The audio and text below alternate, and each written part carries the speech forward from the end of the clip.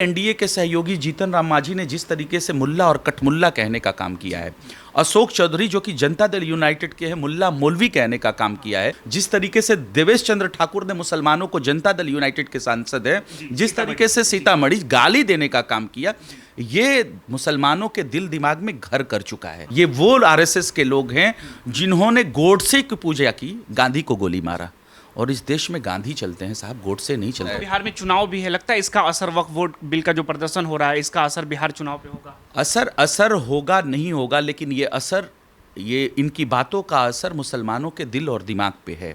जिस तरीके से उनके मुफ्ती, आलिम, मौलाना, कारियों को जिस तरीके से जनता दल यूनाइटेड जो आरएसएस की जो भक्त है और जो भारतीय जनता पार्टी के लोगों ने जिस तरीके से अपमानित करने का काम किया है, इनके एनडीए के सहयोगी जीतन राम मांझी ने जिस तरीके से मुल्ला और कटमुल्ला कहने का काम किया है, अशोक चौधरी जो कि जनता दल यूनाइटेड के हैं मुल्ला मौलवी कहने का काम किया है, ये लल्लन सिंह ने जिस तरीके से जहरीले बोल संसद के पटल पे बोले, जिस तरीके से देवेश चंद्र ठाकुर ने मुसलमानों को जनता दल यूनाइटेड के सांसद है, जिस तरीके से सीतामढ़ी गाली देने का काम किया, ये मुसलमानों के दिल दिमाग में घर कर चुका है।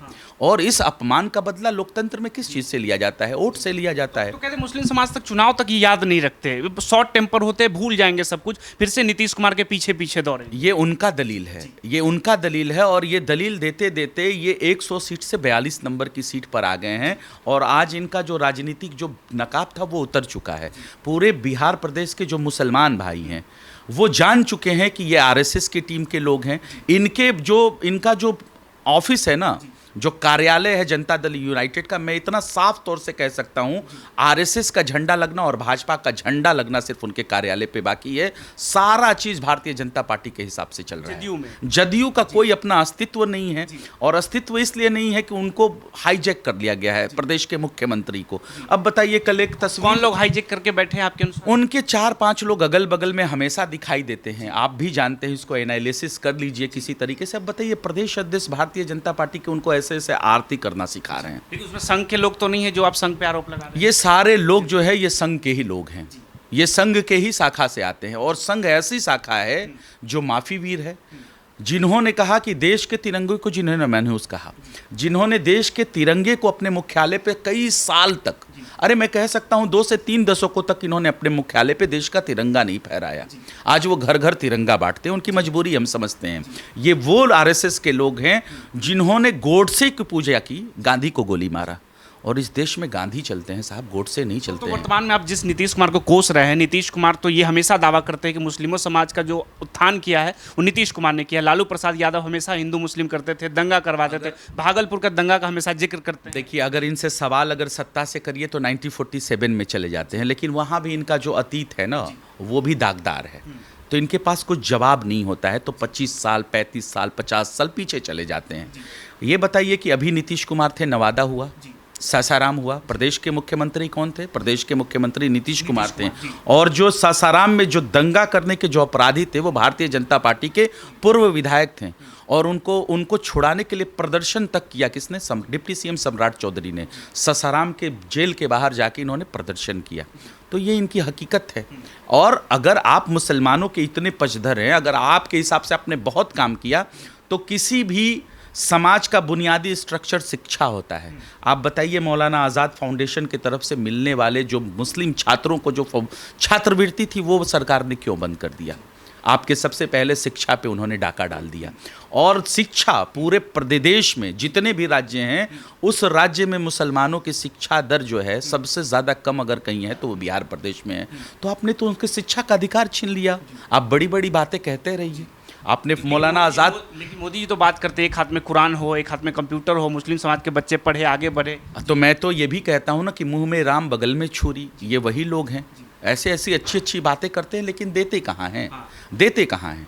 अगर लिटरेसी में बिहार सबसे पीछे है, मुसलमान सबसे पीछे है, तो यहाँ 20 सालों से शासन सत्ता में कौन है? भारतीय जनता पार्टी और जनता दल यूनाइटेड है। तो ये सवाल है ना कि आपने उसको शिक्षा से क्यों महरूम रखा? आपने दूर क्यों रखा? आपने उनके बुनियादी स्ट्रक्चर को ही ख़त्म कर दिया, तबाह कर दिया। जो गरीब बच्चे जो छात्रवृत्ति से मौलाना आज़ाद फाउंडेशन के जो पढ़ते थे, उस स्कॉलरशिप को आपने क्यों रोका? ये सब सवाल है ना। लोग कहते हैं कि मदरसे की जो बात आप कर रहे हैं कि मदरसे में बच्चे पढ़ के क्या ही करेंगे, वो सिर्फ वहाँ जाकर पत्थर चलाना सीख रहे हैं। तो ऐसे मदरसों को क्या ही बढ़ाया जाए। भारतीय जनता पार्टी से आप क्या कह सकते, आप क्या सबक ले सकते हैं?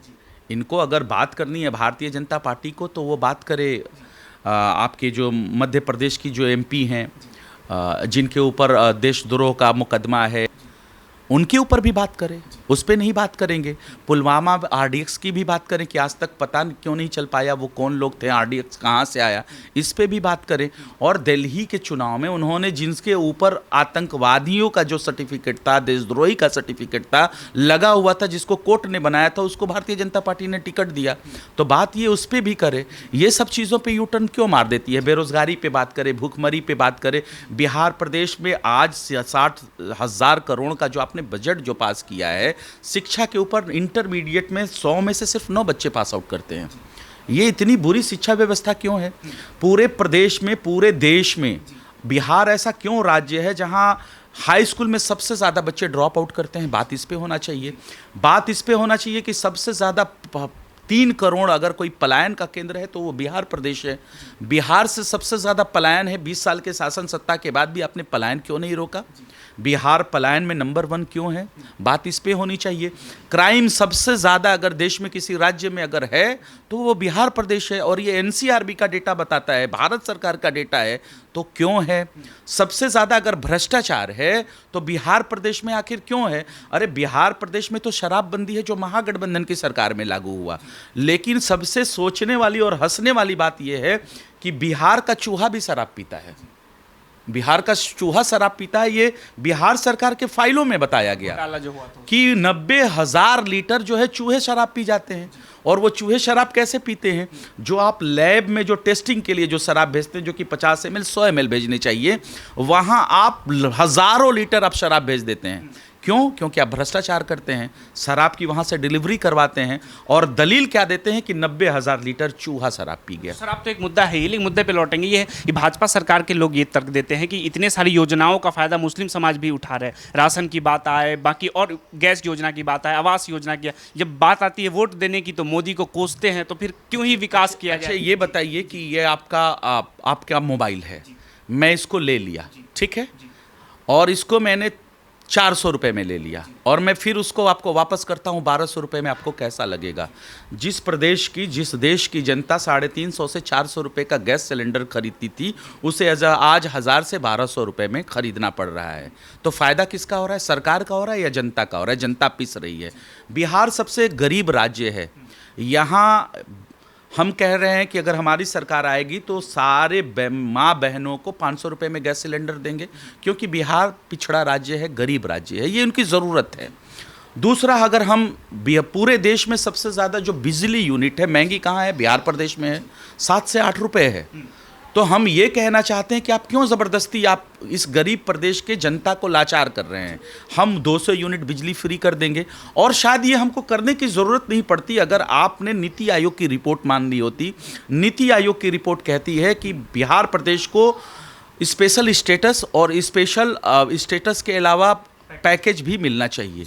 अगर प्रदेश में बैठी हुई सरकार और केंद्र में बैठी हुई सरकार अगर हमारी बात को मान लेती तो शायद ये हम नहीं करते। तो पैकेज की बात तो मोदी जी भी कर रहे हैं कि पैकेज देंगे, चुनाव आ गए, अब तो बहुत सारे पैकेजों की घोषणा। देखिए, इससे पहले भी 125 लाख करोड़ के पैकेज मिल चुके हैं, लेकिन बिहार आज भी हर चीज़ों में फिसड्डी है, अव्वल नंबर पे है पिछड़ेपन में। राजद मैनिफेस्टो में बात मैं बता रहा हूँ ना, हर चीज़ों में पिछड़ेपन में नंबर 1 है। तो ये 125 लाख के करोड़ के पैकेज कहाँ गए? उसके बाद फिर 56,000 करोड़ का पैकेज मिला, लेकिन आज तक एक सुई का फैक्ट्री नहीं बैठा। तो वो 56,000 करोड़ के पैकेज कहाँ गए? अभी जो ग्रीनफील्ड एयरपोर्ट और तमाम तरह की बातें हुई, मखाना बोर्ड और क्या क्या चीज़ बातें हुई, ये बताइए हाईवे, ये जो हाईवे था जो आपको बक्सर से लेके भागलपुर तक का था, ये लगातार 2 बजट में इन्होंने बात किया। आप रीपैकेजिंग करते हैं। पैकेज के नाम पे क्या दिया आपने? घोषणा दिया।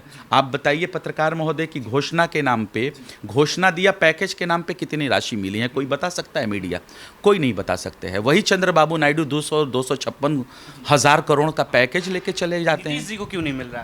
ये तो दिल्ली दौरा पे बार बार जाते हैं। देखिए, ये दिल्ली दौरा पे बार बार जाते हैं, इनकी मानसिक परेशानी ऐसी है, इन्होंने अपने कद को इतना छोटा कर लिया कि एक प्रदेश का मुख्यमंत्री बार बार किसी प्रधानमंत्री के पैर पड़ते हैं, किसी अधिकारी के पैर पड़ते हैं, किसी मिनिस्टर्स के पैर पड़ते हैं।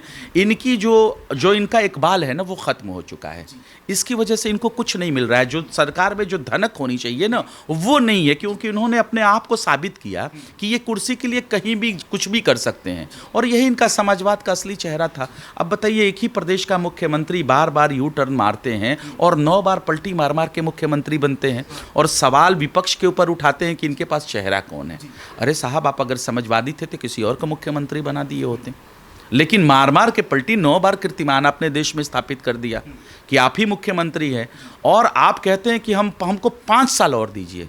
20 साल सबसे ज़्यादा बिहार के मुख्यमंत्री रहे, लेकिन हर चीज़ों में बिहार पिछले पायदान में है। अब बताइए, सबसे सोचने वाली बात यह है कि बिहार की महिलाएं पूरे देश में सबसे ज़्यादा एनेमिक है।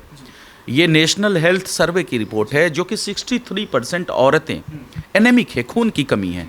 आप 20 साल के शासन सत्ता में हैं, आप उनको सप्लीमेंट नहीं दे रहे हैं। कई लोग आपको कहेंगे तो आप भी तो गठबंधन में थे, जब गठबंधन में राजद जदयू के साथ होती है तो नीतीश कुमार बहुत बड़ा वाजिब सवाल है, बड़ा वाजिब सवाल है। और इसका जवाब मैं ये कहूँगा कि जब प्रदेश के मुख्यमंत्री आए, किसी भी प्रदेश के मुख्यमंत्री, और कहें कि मुझे भारतीय जनता पार्टी दबा रही है, परेशान कर रही है, मेरी पार्टी को तोड़ रही है, आप मुझे बचा लीजिए, तो आपका विपक्ष के नेता क्या दायित्व होगा कि आप उनको बचा लीजिए। समाजवाद के आए थे राजद के दरबार, नीतीश के पास आए थे, और ये पब्लिक डोमेन में है, तमाम चैनलों पे चला कि भारतीय जनता पार्टी हमको दबा रही है। तो समाजवाद के नाते हमने दामन फैलाया, काम किया, और हमने ये काम रखा। राज्यसभा सांसद हमारे मनोज झा जी ने कहा कि हमारी ये क्रेडिबिलिटी थी, हमने कहा कि हम 10 लाख रोजगार देंगे, हम उस पर प्रतिबद्ध हैं। और जैसे ही महागठबंधन की 17 महीने की सरकार आई, हमने 5 लाख नियुक्ति पत्र बांटे, जो कि देश में पहला नजीर बना। कीर्तिमान नीतीश जी छोड़ने का कारण कहते हैं कि काम हम करते थे, क्रेडिट तेजस्वी लेकर घूमता। अच्छा, ये बताइए, आज नीतीश कुमार जी से आप कहलवा सकते हैं कि जो 2 डिप्टी सीएम बने हुए हैं, वो उनका पद ऐसे ही दिखावटी है, वो कह सकते हैं, भाजपा के लोग कह सकते हैं। डिप्टी सीएम हैं, एजुकेशन मिनिस्टर हमारे, हेल्थ मिनिस्टर हमारे, तो क्या हमारे हाथ में कुछ नहीं था? अरे जिस चीज़ों को हमने कहा कि हम 10 लाख, विधानसभा के पटल पे आदरणीय नेता तेजस्वी प्रसाद यादव ने कहा कि हम 10 लाख रोजगार देंगे, ये नीतीश कुमार कहते थे कि तुम अपने बाप के घर से लाओगे। उस वक्त राज्य कर्मियों का हमने कहा कि शिक्षकों को राज्य कर्मी का दर्जा देंगे। मरहूम सुशील मोदी जी थे, जो कि उस वक्त के डिप्टी सीएम थे, कहते थे कि जिंदगी में नहीं हो सकता, असंभव।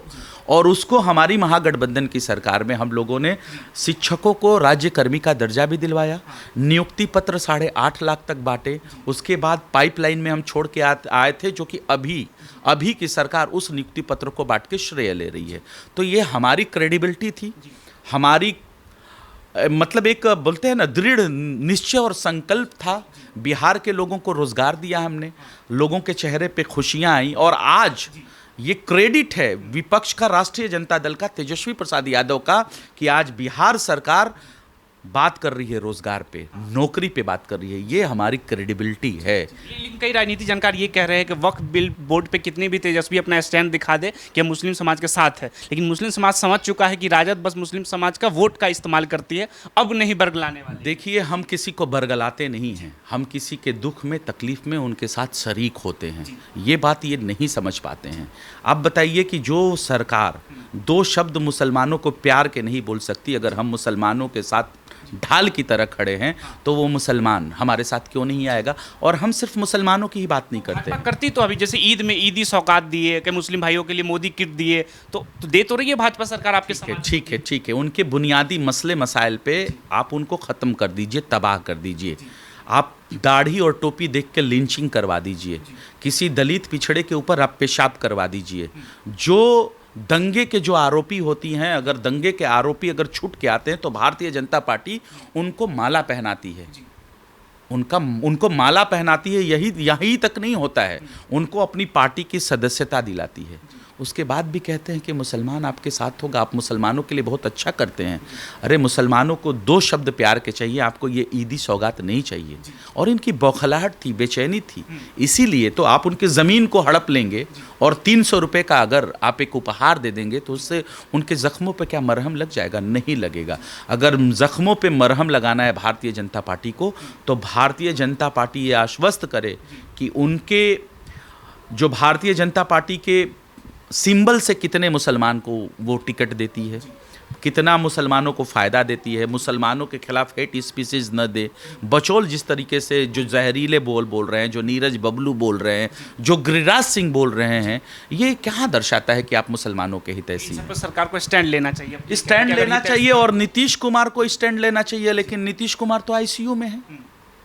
वो तो मतलब आरएसएस के शुभचिंतक हो चुके हैं, गोडसेवादियों को गोद में बैठ चुके हैं। मैं साफ तौर पे कह रहा हूं कि अब कोई विचारधारा नीतीश कुमार की नहीं बची।